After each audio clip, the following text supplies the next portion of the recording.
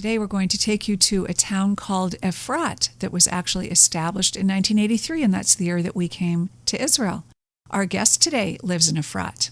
Efrat is located right next to biblical Bethlehem, Bethlehem in Hebrew, and also the second name for Bethlehem is Efrat or Ephrata, and it's where Rachel's tomb is. She was buried on the way as they were coming back to the land of Israel. Rachel, one of the four mothers. Correct.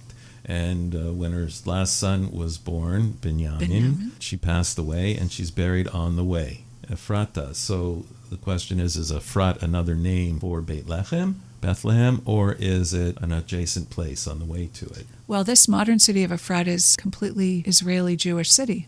Correct. And it's located in exactly that biblical spot. It was established as part of the Gush Etzion Block.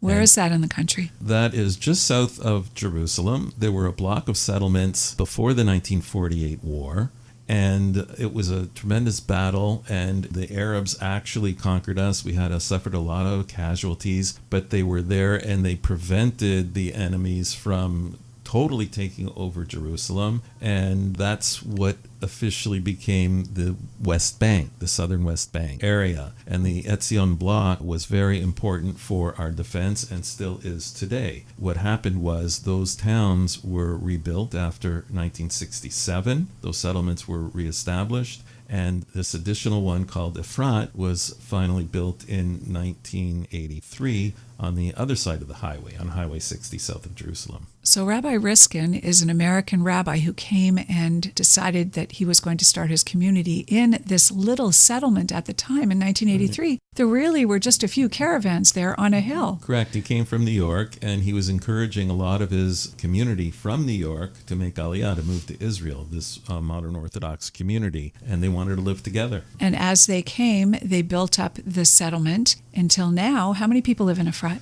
Today there are almost 10,000 people there, and when people think about settlements, they think about caravans on a hilltop. Well, that might be how some of them start, but today it is a thriving city with malls and shopping, synagogues, community centers, everything schools, you would expect. Bus lines. Everything you would expect in a modern town, and it's an 8-minute drive from Jerusalem. And it's continuing to grow. Each hillside on the outskirts of Efrat has new construction and new buildings and new homes because people want to live there. And what we want to do for our listeners, if they go to the show notes, they can see the link on our website, thegalileegreen.com/8. That's where you can find the show notes.